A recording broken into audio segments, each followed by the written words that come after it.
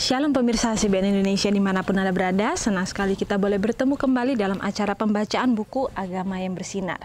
Pada saat ini kita sudah memasuki halaman yang ke-114 yang berjudul Tuhan Mengizinkan Penderitaan. Ayatnya terdapat di Mazmur 90 ayat 15. Buatlah kami bersuka cita seimbang dengan hari-hari Engkau menindas kami, seimbang dengan tahun-tahun kami mengalami celaka. Kita masuk dalam pokok pembacaannya. Izinkan saya meyakinkan Anda bahwa perjuangan dan konflik yang harus ditanggung dalam melaksanakan tugas, penyangkalan diri dan pengorbanan yang harus dilakukan jika kita setia kepada Kristus tidak diciptakan olehnya. Hal-hal itu tidak dipaksakan oleh perintah yang sewenang-wenang atau tidak perlu. Hal itu tidak datang dari kerasnya kehidupan yang Dia minta kita lewati dalam pelayanannya.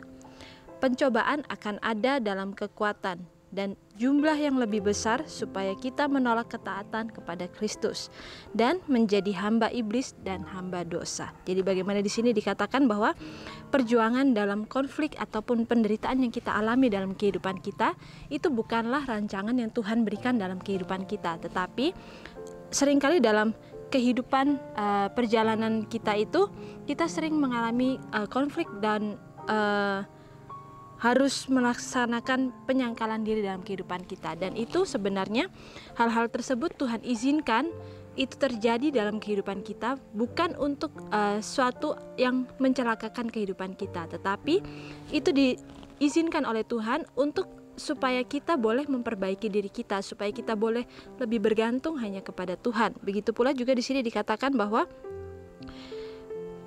perjuangan dan konflik yang kita harus tanggung itu seringkali Tuhan berikan dalam kehidupan kita supaya kita pun akhirnya lebih memurnikan kehidupan kita. Bagaimana akhirnya kita benar-benar menyerahkan diri kita sepenuhnya kepada Tuhan. Bagaimana kita meminta hikmat daripada Tuhan.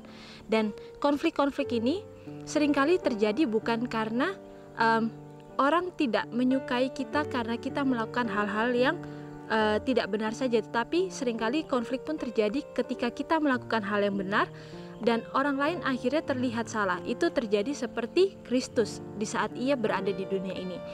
Ketika kehidupan Yesus yang sempurna itu ditunjukkan dalam kesehariannya, disitulah orang-orang yang ada di sekitarnya akhirnya bisa melihat bahwa dalam kehidupan sehari-hari mereka akhirnya terlihat salah karena mereka melihat Yesus yang sempurna itu. Begitu pula dengan kita dalam kehidupan kita sehari-hari. Ketika kita mau melihat sepenuhnya hanya kepada Kristus, kita akan melihat bagaimana kehidupan kita ini masih banyak cacat dan celahnya. Dan itulah yang menjadi PR bagi kehidupan kita supaya kita boleh lebih memperbaiki diri kita sehingga tidak terjadi konflik yang akhirnya menimbulkan masalah antara satu dengan yang lain. Lalu di sini juga dikatakan ketika kita melaksanakan tugas, penyangkalan diri dan pengorbanan harus dilakukan. Bagaimana itu adalah karakter daripada Kristus juga yang harus kita tiru dalam kehidupan kita. Bagaimana Kristus itu mencontohkan kehidupan yang setia dalam setiap pekerjaannya. Dia tidak membedakan pekerjaan yang besar ataupun pekerjaan yang kecil. Setiap pekerjaan dia lakukan dengan setia. Dan di saat itulah dikatakan bahwa hal tersebut harus kita lakukan dalam kehidupan kita sehari-hari. Juga bagaimana penyangkalan diri. Penyangkalan diri juga itulah karakter yang Kristus tunjukkan dalam kehidupannya ketika Ia berada di dunia ini. Dan pengorbanan diri. Bagaimana Yesus selalu mengorbankan dirinya. Dia selalu mengutamakan kepentingan atau kebutuhan daripada orang-orang yang ada di lingkungan sekitarnya. Bagaimana Ia mempunyai rasa simpati dan empati sehingga Ia mau ataupun Ia rela untuk memberikan yang terbaik bagi orang lain dan Ia mau untuk memikirkan kepentingan orang lain itu di atas kepentingan dirinya ataupun keluarganya. Jadi bagaimana ini pun juga boleh menjadi contoh bagi kehidupan kita. Itu tidaklah mudah untuk kita praktekkan, tetapi dengan bergantung sepenuhnya kepada Kristus, meminta kemampuan sepenuhnya daripada Kristus, dan kita mau untuk menghidupkan karakter itu di dalam kehidupan kita, maka kita pun akan bisa mempraktekannya dalam kehidupan kita sehari-hari. Lalu juga dikatakan bahwa Hal-hal itu tidak dipaksakan oleh perintah sewenang-wenang dan tidak perlu. Jadi bagaimana Kristus itu tidak pernah memerintah kita untuk melakukan semuanya itu dengan sewenang-wenang. Kita diberi hak untuk memilih, kebebasan untuk memilih, dan itulah yang bisa kita pergunakan. Apakah kita mau untuk mengikuti apa yang Tuhan sudah ciptakan atau Tuhan sudah tunjukkan untuk kita praktekkan dalam kehidupan kita, ataukah kita mau memilih jalan kita sendiri.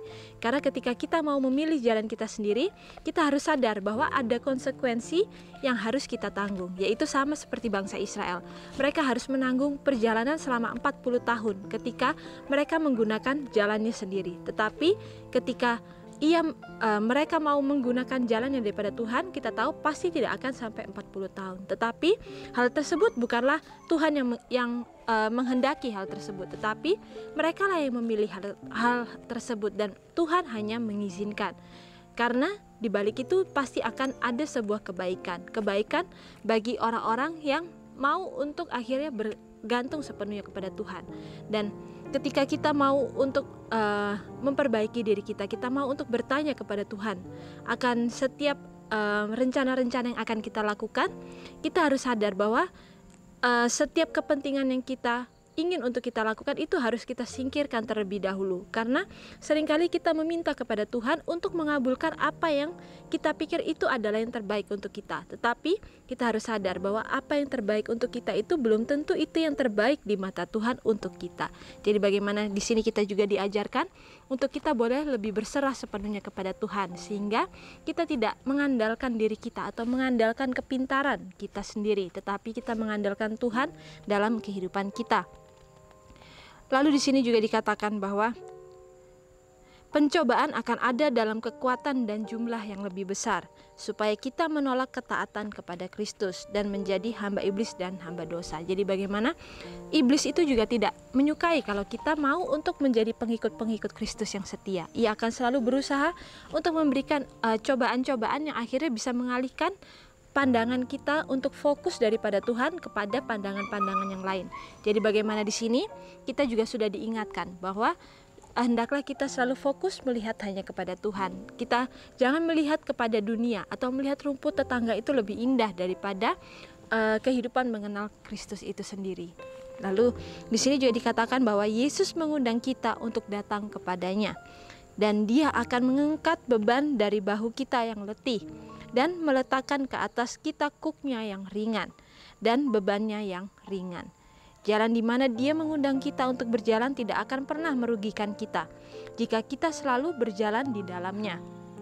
Ketika kita menyimpang dari jalan kewajiban itulah jalan menjadi sulit dan berduri. Jadi bagaimana di sini begitu indah firman Tuhan memberitahukan kepada kita bahwa Yesus itu selalu mengundang kepada kita untuk sebuah kebaikan. Ia tidak mau membuat kita itu terbeban berat.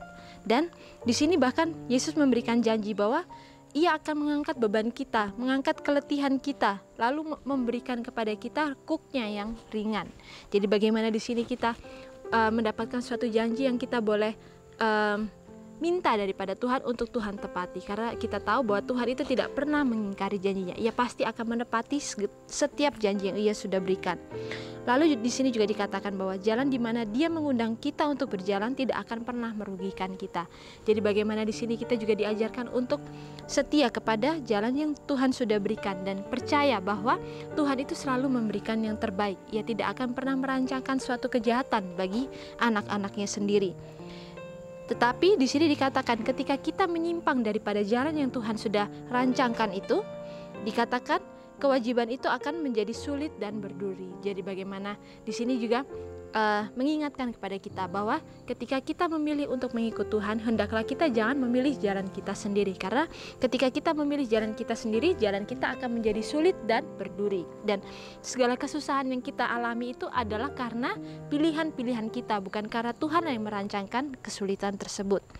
Pengorbanan yang harus kita lakukan dalam mengikuti Kristus hanyalah beberapa langkah untuk kembali ke jalan terang, kedamaian, dan kebahagiaan. Jadi bagaimana di sini dikatakan pengorbanan itu akhirnya akan memberikan kepada kita itu jalan untuk mencapai kedamaian dan kebahagiaan. Jadi bagaimana di sini firman Tuhan kembali mengingatkan bahwa setiap hal yang Tuhan sudah berikan untuk kita contoh itu menghasilkan suatu kebaikan bagi kehidupan kita sendiri. Karena ketika kita mau untuk mengikuti jalannya, kita akan dikatakan mempunyai kedamaian dan kebahagiaan yang tentu saja pasti dunia tidak akan bisa berikan. Bagaimana rasa kedamaian itu akan ada dalam kehidupan kita. Itu tidak bisa kita buat-buat, tidak bisa kita dapatkan hanya karena kita mempunyai setiap apa yang kita mau dalam kehidupan kita. Karena yang dunia tawarkan adalah setiap ambisi-ambisi kita, supaya kita ketika kita mendapatkan sesuatu, kita pasti ingin untuk lebih lagi, kita ingin untuk lebih lagi. Tetapi itu bukan menghasilkan sebuah kebahagiaan atau kedamaian dalam kehidupan kita. Tetapi ketika berjalan bersama dengan Kristus, kita mau untuk mengorbankan diri kita untuk kepentingan orang lain, maka kita akan mendapatkan satu kebahagiaan yang dunia tidak bisa tawarkan, yang kita tidak bisa pikirkan ketika kita tidak melakukan hal tersebut. Tetapi ketika kita menjalaninya, kita akan merasakan sukacita ataupun berkat-berkat daripada surga dan pemeliharaan sepenuhnya daripada Tuhan, karena kita benar-benar bergantung sepenuhnya hanya kepada Tuhan. Dan sampai di sini acara pembacaan kita pada saat ini, dan biarlah firman yang begitu indah ini boleh kita terapkan dalam kehidupan kita dan juga boleh menjadikan pembelajaran bagi kehidupan kita, sehingga kita semakin hari semakin boleh memperbaiki diri kita masing-masing. Dan sampai bertemu kembali dalam acara pembacaan-pembacaannya selanjutnya. Shalom, Tuhan memberkati.